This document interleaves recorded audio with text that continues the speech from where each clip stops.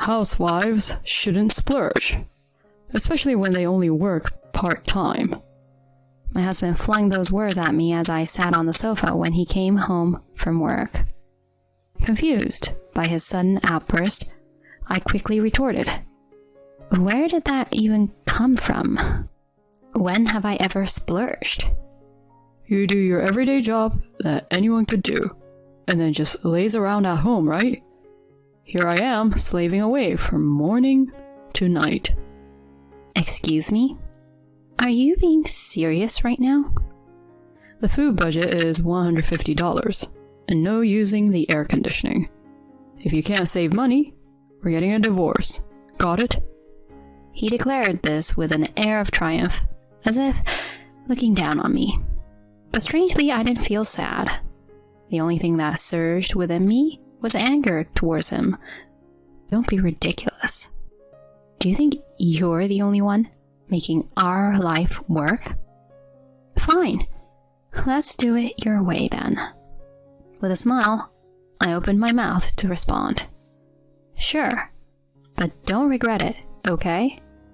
My name is Brooke, 32 years old. I'm a working wife who has a part-time job at a nearby shopping mall. Marvin and I have been married for about 3 years, past the honeymoon phase. We've become accustomed to living together, and lately we really don't hold back. I guess it shows how comfortable we feel with each other. It must be nice to live without walking on eggshells around each other. I'm jealous. That's what a friend told me. But is it really a good thing?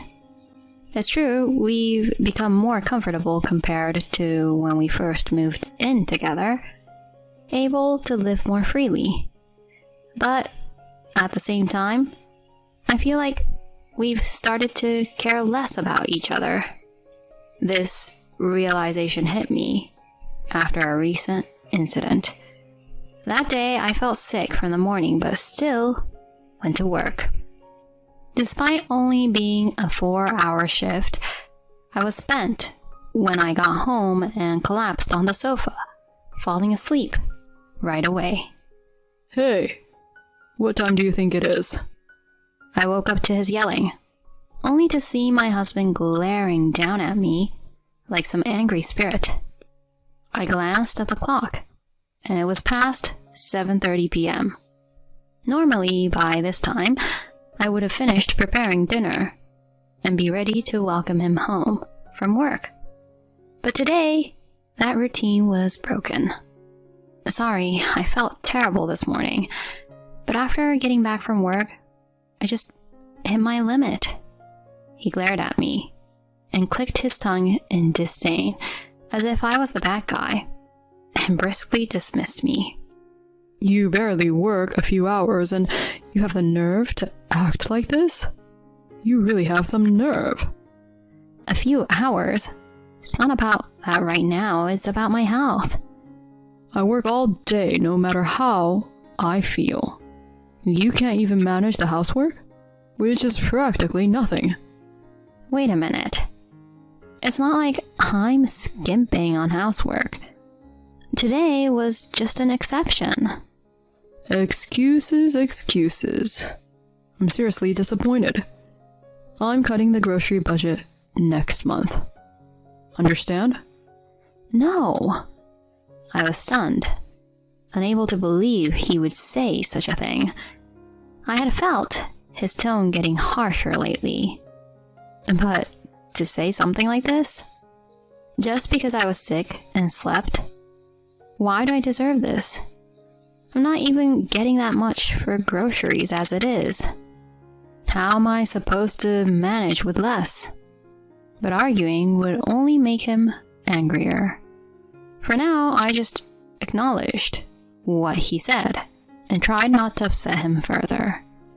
It's been almost 2 months since that incident, and honestly, our marriage seems to be heading in a bad direction.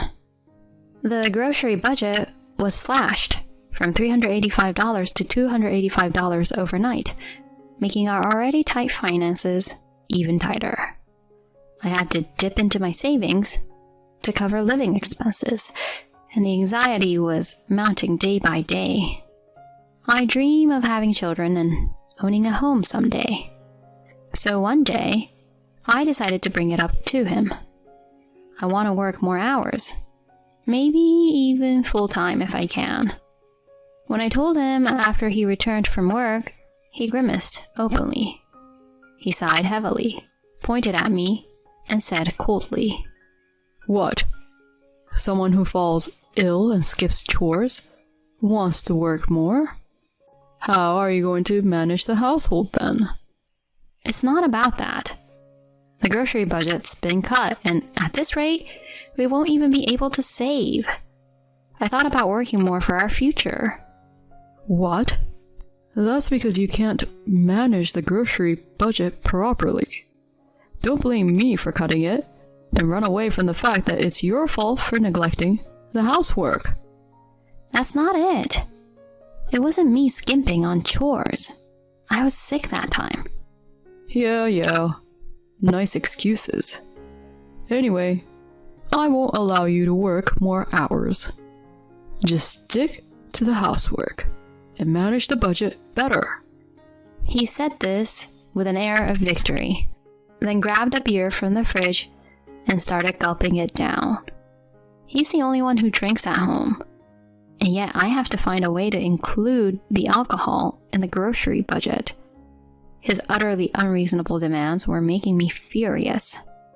I realized that my love for my husband had disappeared, replaced only by negative feelings.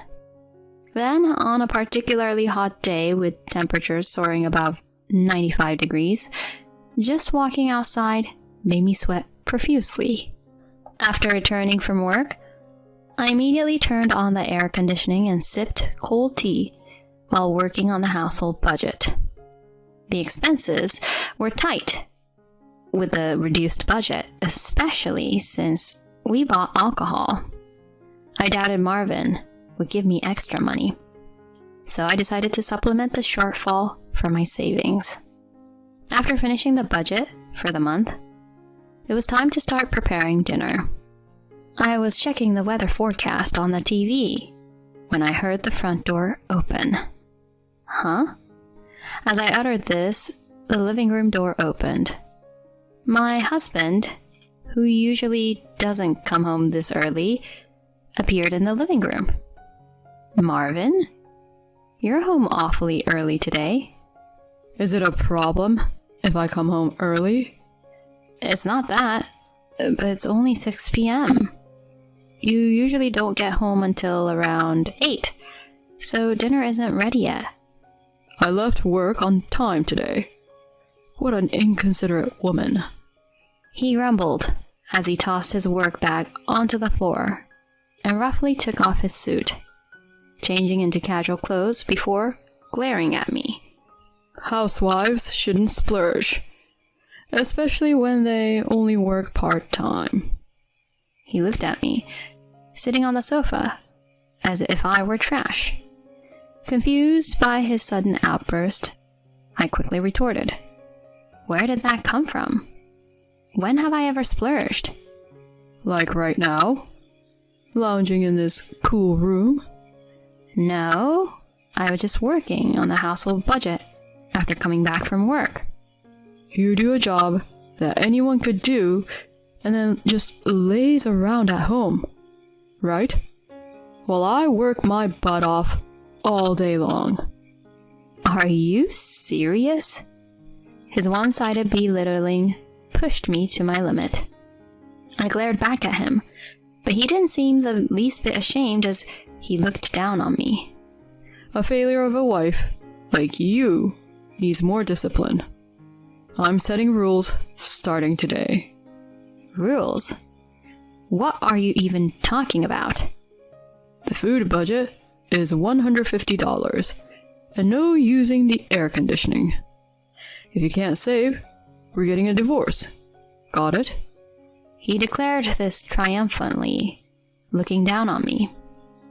Yet, surprisingly, I didn't feel sad. The only thing that surged within me was anger towards him. Don't be ridiculous. Do you think you're the only one making our life work? Fine, let's do it your way then. With a smile, I opened my mouth to respond. Sure, but don't regret it, okay? Huh? Who do you think you are? When I decide to do something, I go all out. You'll see. He was momentarily taken aback, but soon returned to his arrogant demeanor. Finally, he dismissively said, Knock yourself out then. And started guzzling his beer. The next day, I began to save money in earnest. Of course, I didn't use the air conditioning. Instead, I wrapped ice in a plastic bag, used a towel around my neck, and relied on ice pillows, enduring the heat at home. As for the food budget, realistically, managing $150 was almost impossible. So I decided to cut down on common expenses like bread and soup to stay within the budget, and bought what I wanted to eat separately, eating alone. But of course, Marvin wouldn't stay quiet about it. The moment he saw me eating chicken by myself, he turned red with anger and shouted, Hey, why are you eating chicken alone? Why? I bought it with my own money. If you want something, buy it yourself. What? Since when did you get so high and mighty, being supported by me? Yes, financially, I've been relying on you. But what about you? At this point, why don't we both handle our own expenses and do our own chores? What? He was visibly shaken and struggled to respond, probably because he didn't know how to do housework. Another day, he came home early and started yelling about the house being too hot. Even then, I made it clear to him. Hot? But that can't be helped, right? You said no air conditioning. That's for when you're alone. Why do I have to suffer in this heat? Then why don't you put an air conditioner in your own room? I've already removed the batteries from the remote because you banned it. What? Then at least give me an ice pillow. Oh, sorry. I only have the one I bought, so if you need one, buy it yourself. This is ridiculous. Even at night, it was sweltering. His casual words had backfired on him. But thanks to this, my savings steadily increased. Not having to supplement the food budget from my savings was the biggest relief, along with a significant reduction in utility bills. With more money in my savings, I made a decision to divorce Marvin. I realized over these months that there was a reason he couldn't give me more for living expenses. He was spending it on his favorite mobile game. I found a card statement in the trash, showing hundreds of dollars in gaming charges. The spending increased each month, likely using the money saved from the food budget. The most recent statement showed charges over $2,000. Seeing that, my already cold feelings turned to ice. $2,000 for a game? While making me suffer and struggle with the budget? Ridiculous. I can't be with this man any longer. Deciding to divorce him, I spoke to my workplace about becoming a full-time employee. Recognizing my work, they immediately agreed to employ me full-time. Starting next month, I'd be working as a full staff member, and I began looking for a new place to live. I found an apartment and prepared to move, making sure Marvin didn't find out.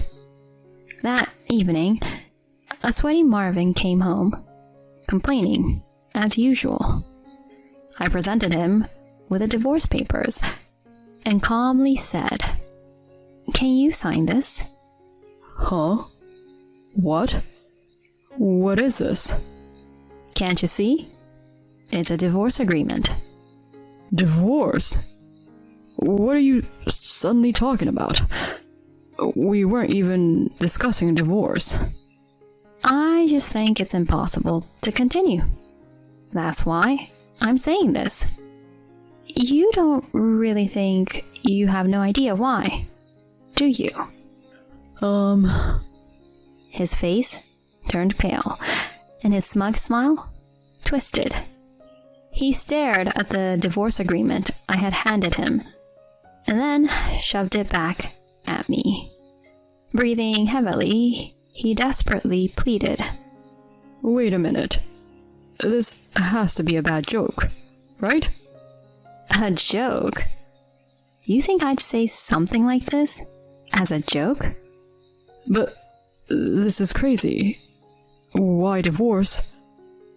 And you'll be in trouble if we divorce. You can't live on your own.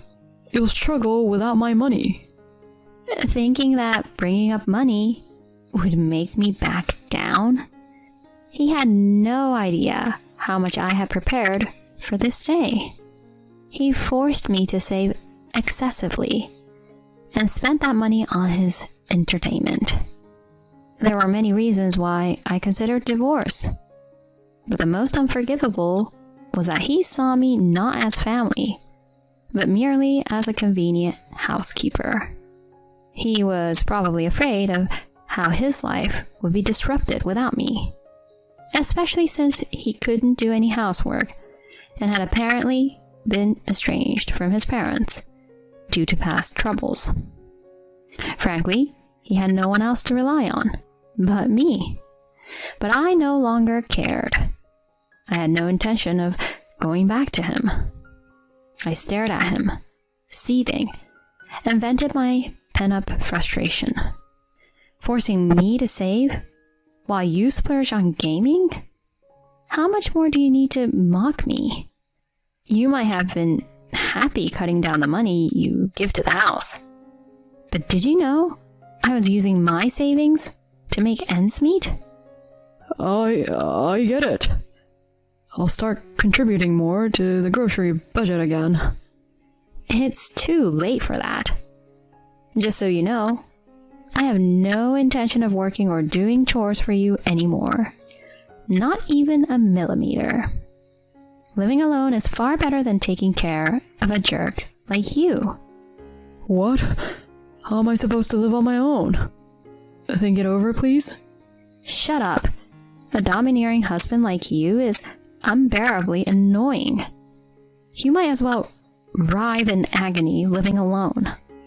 With that outburst, Marvin collapsed on the spot, mouth agape. He didn't say anything more, finally realizing his situation. Later, we got divorced. Perhaps realizing that rebuilding our relationship was impossible, he readily signed the divorce papers and agreed to the divorce. Without me, his financial burdens increased, and he had to manage everything on his own. He reportedly made several mistakes at work and lost any chance of promotion. Now he just shuttles between home and work, barely making ends meet. As for me, I started living alone and began my job as a full-time employee. Working full-time again after so long was challenging at first, but I'm finally settling in. Most importantly, starting this life gave me confidence that I could survive on my own.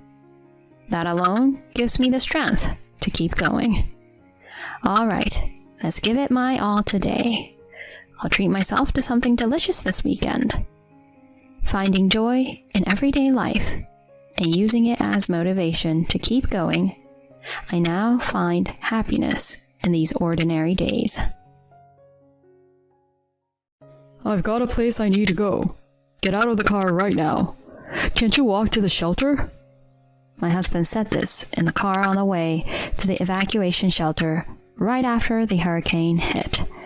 It goes without saying that it's impossible to walk in the midst of such a storm. What are you talking about? Hurry up and start the car and take me to the shelter. While making such an appeal, I was silently dragged out of the car by my husband. My futile resistance left me stranded outside the car in the pouring rain. My husband, after giving me a quick glance, got into the car and accelerated away. The wind blew so hard I couldn't stand and the heavy downpour pounded my body. That's when my anger reached its peak. I don't need a husband who would leave his wife behind on a hurricane day. I'll make sure that man regrets it. With clenched fists, I slowly walked through the storm towards the shelter. My name is Evelyn Anderson. I'm a working wife in my 3rd year of marriage. I met my husband Larry at the after-party of a friend's wedding. I was invited as a friend of the priest, and Larry was invited as a friend of the groom. I worked as a tax accountant and was busy at the office. I thought I didn't need a boyfriend for a while, but with Larry's persistent pursuit, we started dating. Amidst the busy days, our relationship progressed smoothly, and he proposed in the 2nd year. Evelyn, I'm sure I will make you happy, so please, marry me. I was swayed by Larry's passionate words and accepted the proposal. He was looking at his father-in-law's travel company as the heir apparent. In his 30s, he was already in the position of a department head and had a sufficient income. My parents-in-law were very kind people and said this to me when we first met. I'm so happy that Larry's fiancé is such a wonderful person. Please take good care of him from now on. I'm thinking of entrusting our family's company to Larry in the future. Evelyn, please support our son. A serious and gentle father-in-law with a calm mother-in-law. I had a good impression of them. Later, Larry and I registered our marriage. After our wedding, we started living together in an apartment near his company. With the move, I resigned from the tax accounting firm where I had been working. Afterward, I had decided to work as a freelance tax accountant. When we began living together, Larry's father said to him, Larry, since you both are a working couple, make sure to cooperate with household chores. And my mother-in-law followed suit. That's right. Depending entirely on Evelyn isn't good. You should rely on each other. He said, I understand, and I was smiling next to him. With wonderful in-laws like Larry's, I believed that a happy married life awaited us. Up until that moment, I had unquestioningly believed it. However, after living with Larry, I realized something. He had absolutely no domestic skills. He didn't know how to cook, and he didn't even know how to operate the washing machine. He had lived with his parents for so long, so it might be understandable to some extent. Thinking that, I tried to teach Larry about household chores, but he responded with a reluctance. I'm just not motivated to do housework. Huh? Once you're married, isn't housework the wife's job? Don't even think about making me do it. But your father and mother said to cooperate, didn't they? That's just giving the right answers in front of our parents. But I don't do housework. Don't even think about tattling to your parents. They'll think you're an incapable wife. After that, Larry began to unapologetically push all the household chores onto me. I appreciate that my father-in-law asked me to do the taxes for his company when we got married, but I am a freelance tax accountant and have to look for other work. Even though I was quite busy, Larry always came home on time, lounged around, and never offered to help. However, since we were already married, I was a wife. That's what being a wife meant. I told myself that and managed all the household chores on my own. Around a year into this married life, I found out I was pregnant. While Larry seemed pleased, he casually says something like this. Even during pregnancy, don't slack off on household chores, as you have been. Huh? Larry, won't you help out? When the child is born, childcare will also be your responsibility, Evelyn. You need to get used to busy days from now. With those words, Larry still refused to help at all. I was starting to give up. Soon after that, I was told at the obstetrician's office that the baby's heartbeat cannot be detected. The result was an early miscarriage. The doctor encouraged me, saying, It happens all the time. But I had assumed that things would go smoothly until the birth, and I was devastated. When I reported this in tears to Larry, he had this to say. I was actually getting a bit excited that we'd have a child. The cause must be with you, right? Well, the doctor said there wasn't any specific cause, and it's just something that happens. Excuses won't cut it. Make sure it works next time. Saying that, Larry quickly went to take a bath. I stood there in astonishment, watching his back. We had already informed our parents about the pregnancy, so when I told them about the unfortunate result, my mother-in-law immediately came to me. You don't have to worry. More importantly, you need to take care of yourself now, Evelyn. Mom, thank you. Dad was worried too. Take your time to recover, and please come to our place when you're feeling better. Yes. The first kind words spoken to me after the miscarriage brought me to tears. My mother-in-law kept patting my back. I was grateful for having such kind in-laws. Afterward, I never forgot their kindness and served my in-laws well. I completed the tasks my father-in-law requested flawlessly, gave them gifts on special occasions, and often had tea with my mother-in-law. My in-laws treated me like their own daughter, and we had built a good relationship. On the other hand, my relationship with Larry wasn't going well. Since the miscarriage, Larry's attitude towards me had become even colder. He would ignore me when I tried to talk to him or would sigh in annoyance. Additionally, he frequently mentioned that his work had become busier, which meant he was absent from home more often. I felt lonely about this situation, and one day, Larry had left his phone in the living room while he was in the bath, and a message had arrived on it. Thank you for meeting with me today, and I'll see you tomorrow.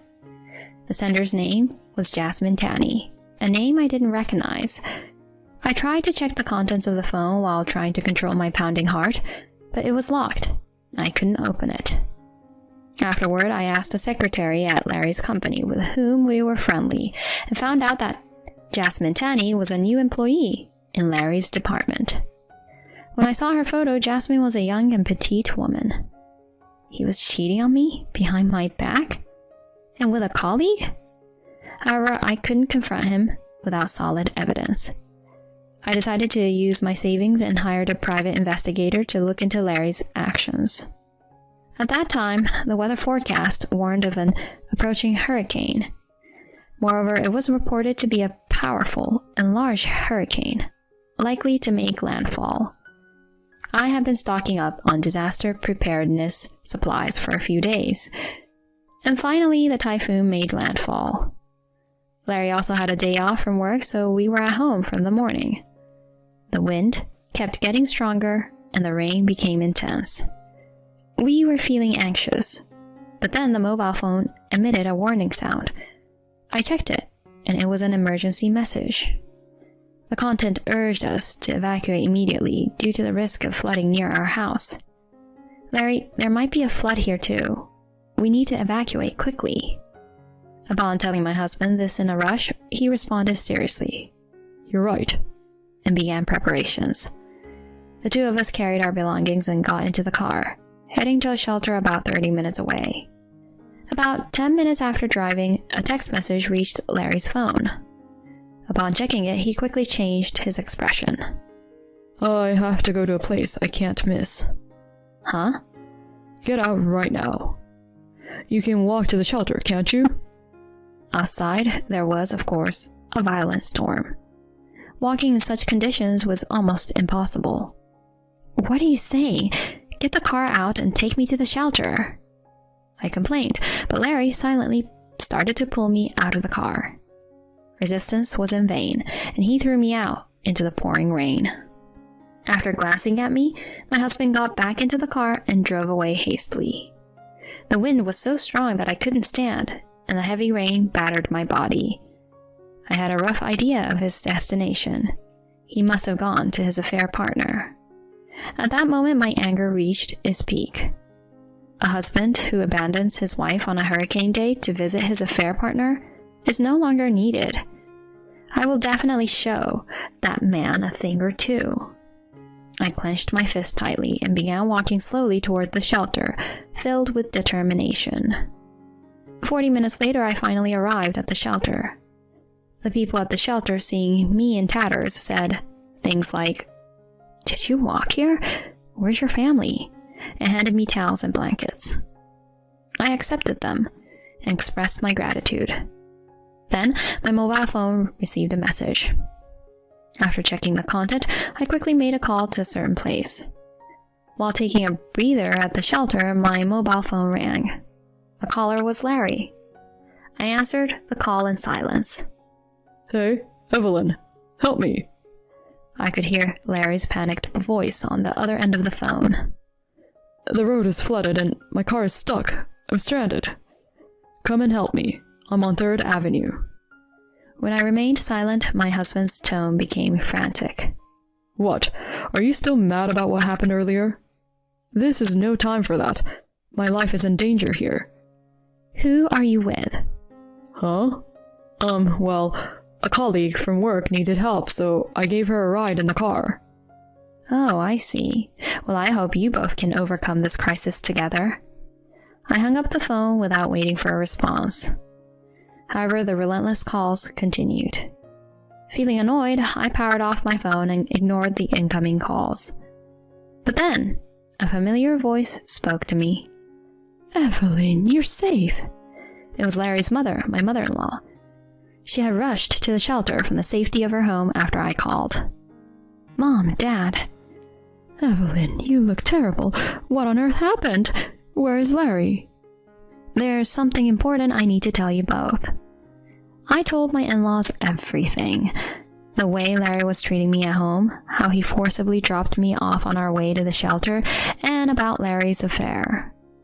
An hour later, a battered Larry and Jasmine showed up at the shelter. When Larry saw me, he immediately started blaming me. "Hey, I called you multiple times and you hung up on me. Thanks to that, it was really tough." "Oh, really? How so?" "I had no choice but to abandon the car before it got engulfed by the water. In the end, I had to walk for 30 minutes to get here. If you had come to help me, I might not have gone through this ordeal." Next to the agitated Larry, Jasmine was drying her hair with a towel, her face stern. I calmly asked her, "The place you abandoned me to reach, is it her place?" Larry reacted with a shocked expression. "No, it's different. I got a sudden work-related matter that required me to go to the office. I happened to see her on the way and offered her a ride." "Larry, is that the truth?" At that moment, with arms folded, my father-in-law appeared. Beside him was my expressionless mother-in-law. "Huh?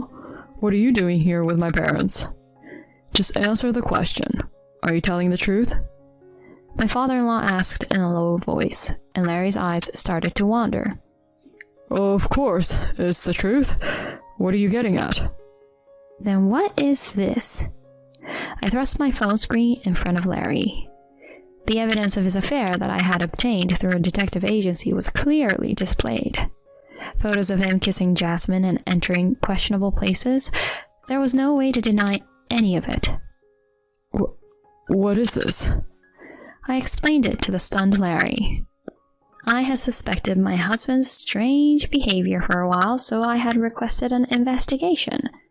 Right after being abandoned by Larry and making it to the evacuation center on my own, these photos were sent to me by the detective agency. "Huh? So my dad and mom..." Larry looked back and forth between me and my in-laws in a daze. My mother-in-law spoke to him in a cold voice. "I've already seen the evidence from Evelyn. You have a lot of nerve to cheat on your wife with an employee." My in-laws glared at Larry. At that, Larry suddenly became flustered. No, this is a misunderstanding. I didn't intend to hurt Evelyn. It was just a fling." Upon hearing this, Jasmine became furious. "What? Larry, what are you saying? You told me you love only me and want to remarry." "Hey, shut up." "You said there was no love for your wife anymore. Was that a lie?" Jasmine, screaming loudly, was silenced by a cough from my father-in-law. "Larry, I'm disappointed in you. Not only did you betray Evelyn, who supported you, but you also threw her out on such a stormy day, exposing her to danger. That's not something a human should do. Dad? I must have spoiled you too much. I'm firing you and cutting off the parent-child relationship. Jasmine, I plan to discharge you from caregiving too. What?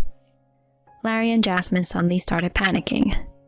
Larry clung to his mother, only to be coldly pushed away. Now my husband approached me.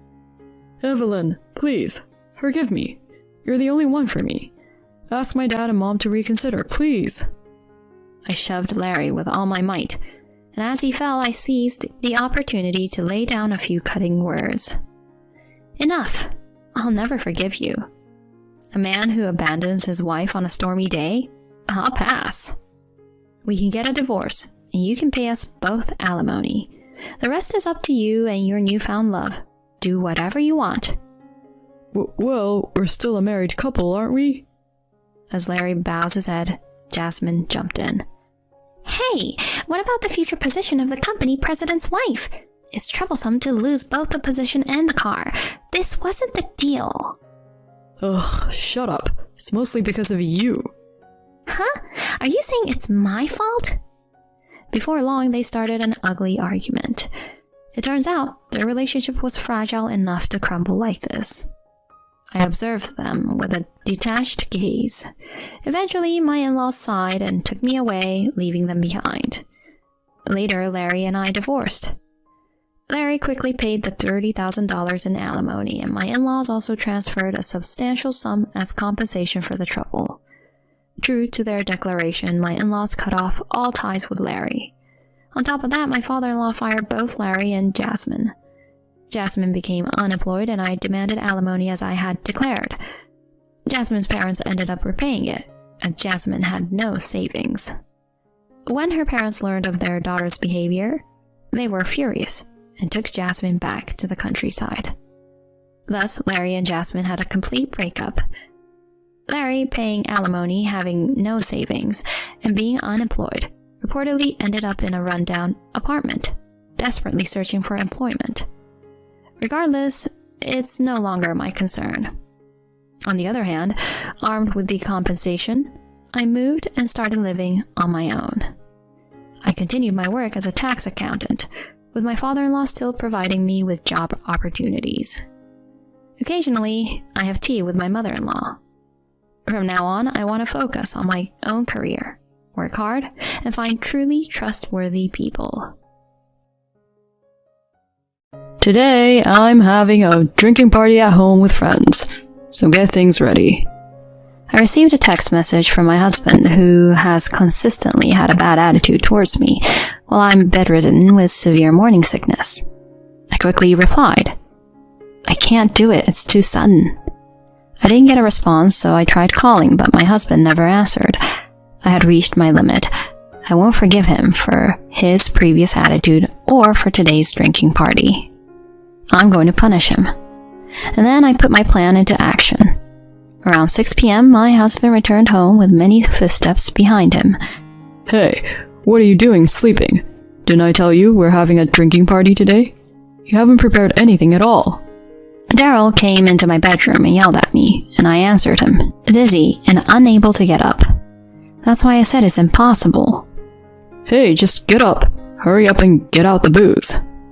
I smiled in place and replied, Is that all you want to say?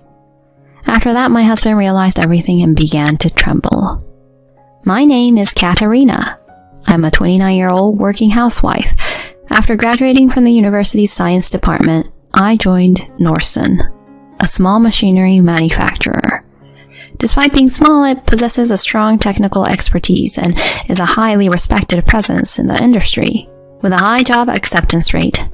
During the interview, Daniela, the female president and representative of the company, told me, It's unusual for women to want to join our company. Your university grades are excellent. I've interviewed you and found you to be a great person, and I'd like to invite you to join our company. Oh, thank you so much. I will definitely strive to be of great value once I join. Work hard from now on, okay? From that moment, the president became my role model. In getting the job offer from Norson, which was my first choice, became the happiest event of my life. Working here was hard, but also fun. I wasn't underestimated because I was a woman, and I was entrusted with significant tasks, allowing me to see my skills improve over time. In my 3rd year at the company, I was approached by Daryl, the sales department manager, at a social gathering. Was there ever a girl like you in the R&D department? It's rare for a girl to join our company. I was nervous as Daryl approached me in a casual manner. After all, he's the biological son of the president and the executive director. It's widely rumored within the company that he's the next successor. I was nervous talking to Daryl at the time, but for some reason he seemed to like me. You're like a serious and modest person. Quite refreshing. Hey, how about going out for a meal next time? Thus, Daryl and I started going out to dinner together. Daryl has a liberal arts degree, which is unusual for our company, and he is a good communicator. He seemed to have a personality suited to sales. In fact, he seemed pretty good at his job. Daryl's lighthearted, or rather cheerful personality was also refreshing to me. They say people are drawn to what they don't have, and I was no exception. We dated for about 1.5 years, and eventually Daryl proposed to me. Katerina, let's get married. Please accept my proposal. Daryl, thank you. I'm very happy. I happily accepted the ring that Daryl offered. As I gazed at it with delight, Daryl teasingly said, By the way, isn't this what they call a Cinderella story? Marrying the future company president? Well, I'm not marrying you just because you're the president's son. Oh, that's right, isn't it? Well, from now on, please take care of me, Katerina. Afterward, we first went to meet my parents. My rural parents were delighted and gave their approval for the marriage. Next, it was time to visit Daryl's parents. The president, or rather my mother-in-law, beamed at me. I remember you from the interview, and I've heard that you're competent within the company. Bringing home someone like that as your wife is quite a catch, Daryl. My father-in-law also welcomed me with a quiet smile and gave his approval for the marriage. After some small talk, my mother-in-law suddenly turned serious.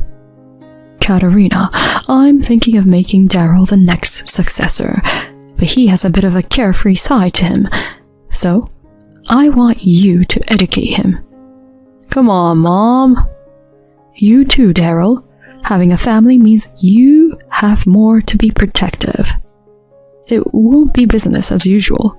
Treat Katerina well. I understand. Mom, Dad, I look forward to your support from now on. I greeted them in this way. A while later, we had our wedding. We invited all the employees and had a grand celebration. Later, my mother-in-law presented us with a gift for our wedding. We began living together in a single-family house.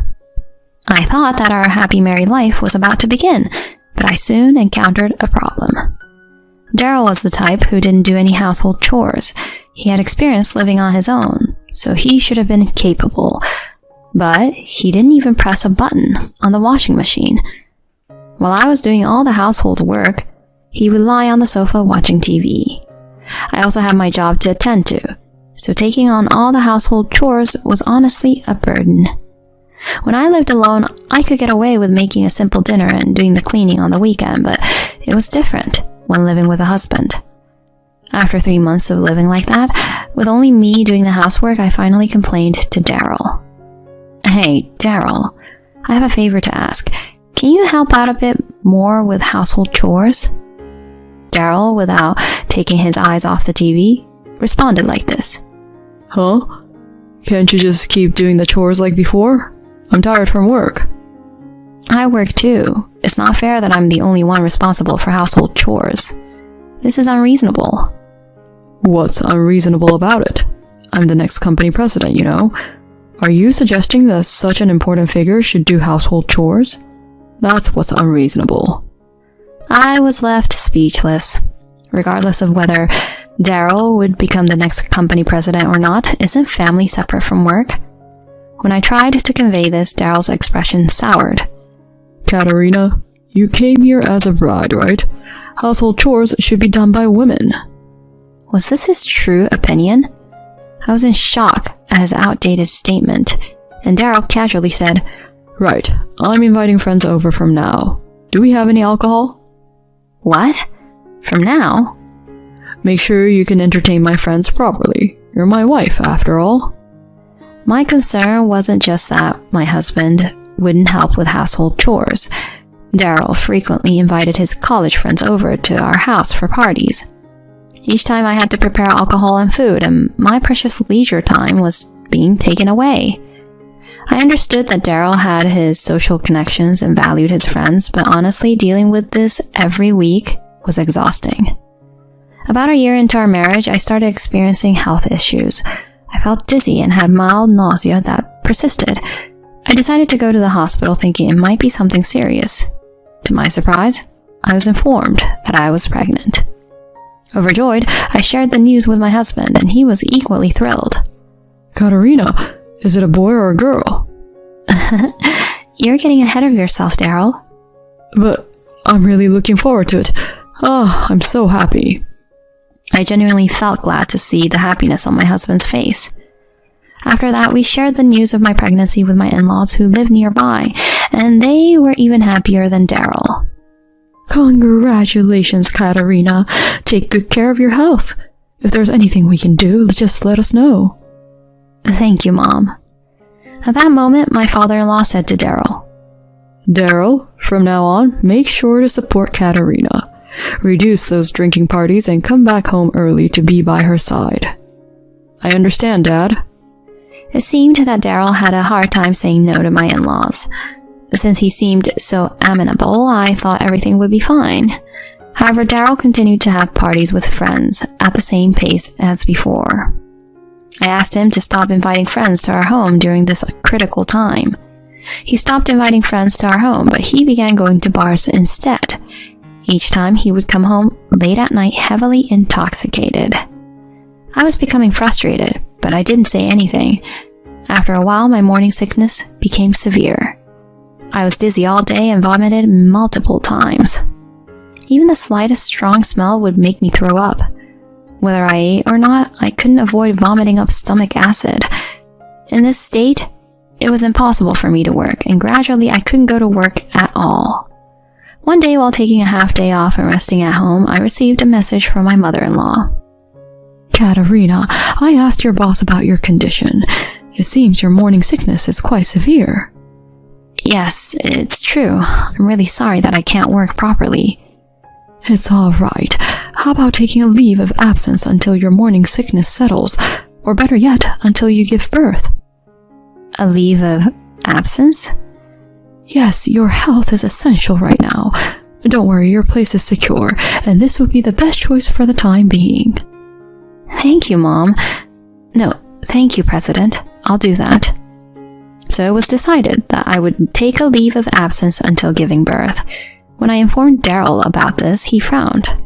Huh? A leave of absence due to morning sickness? I've never heard of that. It can't be helped. I'm genuinely not feeling well. But never mind. Since you're not going to work, at least make sure the household chores are perfect, alright? Huh? I was surprised, and Daryl continued. Of course. Lately you've been slacking with meals, right? I've noticed. But I'm trying my best. I'm doing everything I can because strong smells make me nauseous. How can you have a child like that? Since you're in a housewife-like situation now, make sure the household chores are perfect. Got it? Ordinarily, when a wife is suffering from morning sickness, a husband in the right mind would help with chores or bring her suitable food. But Daryl didn't do any of that. Instead, he went out drinking almost every night and ordered me to maintain perfect housekeeping while I could hardly stand. I was deeply disappointed by Daryl's attitude. Weeks passed, but my morning sickness didn't subside. It actually peaked. During that time, Daryl returned home once again heavily intoxicated. He didn't even take off his suit and started snoring on the sofa. I sighed and began cleaning up the mess my husband had made. I picked up a phone from the floor and saw the screen. There was a text message that went like this. Daryl, thanks for coming to the bar again today. I'll be waiting for you tomorrow. The sender's name is Jasmine. It's clear from this message that Daryl has become quite close to the bartender. I felt my anger rising. How could he flirt with a bartender while I was suffering from morning sickness? I thought about waking Daryl up, but he was deep asleep, so I gave up for the day. Instead, I took a screenshot of the message. A week later, the morning sickness was particularly bad and I was down for the morning. Then I got a call from Daryl in the evening. Today I'm having a drinking party at home with friends, so get ready. I quickly replied that it was impossible. When I didn't get a response, I called him, but he didn't answer. I had reached my limit. He didn't understand how severe my morning sickness was, and he wanted to have a gathering at our home after spending time at a bar. I couldn't let this go. I decided to teach him a lesson. I contacted someone, and around 6 p.m., Daryl returned home with a group of friends. Hey, why are you sleeping? I told you we're having a gathering today. You haven't prepared anything. He came to the bedroom and shouted at me. I, dizzy from my morning sickness, responded, I messaged you. I can't do it today because my morning sickness is really bad. At least go out and have a drink. What's with all this morning sickness all the time? Don't be so whiny. I told you, it's impossible. Come on, get up. Serve some snacks with the drinks. I smiled in place and replied, Is that the only thing you have to say? Huh? What are you talking about? Daryl seemed annoyed and grabbed my arm, trying to pull me out of bed. Suddenly, the closet door in the bedroom creaked open. What? Mom? Dad too? That's when my father-in-law and mother-in-law, whom I had invited, emerged from the closet. Their faces were beet red, and they had their arms crossed. What? Why are my parents here? What's going on? Realizing he had been overheard, Daryl began to tremble uncontrollably. Then my mother-in-law calmly said, Tell your friends to leave immediately. But... Do it now. Daryl shrank and sent his friends home, leaving only my husband and me with my in-laws. Daryl, sit there. My mother-in-law said sharply, and Daryl with a pale face sat down. My father-in-law continued with a low voice. I've told you multiple times to take care of Katerina while she's pregnant. What the heck is this? Dad, listen, today was just a one-time thing. My mother-in-law then interjected. I've heard everything from Katerina. You've been going out drinking almost every day since you found out she was pregnant. I even saw your messages. You knew about all of that? You admit it, don't you? And inviting many friends over while your pregnant wife was bedridden due to morning sickness, and then telling her to prepare snacks? Who do you think you are? Watching Daryl shrink under my mother-in-law's scolding, I almost burst into laughter. Start by apologizing to Katerina. My father-in-law said sharply, and Daryl bowed his head to me.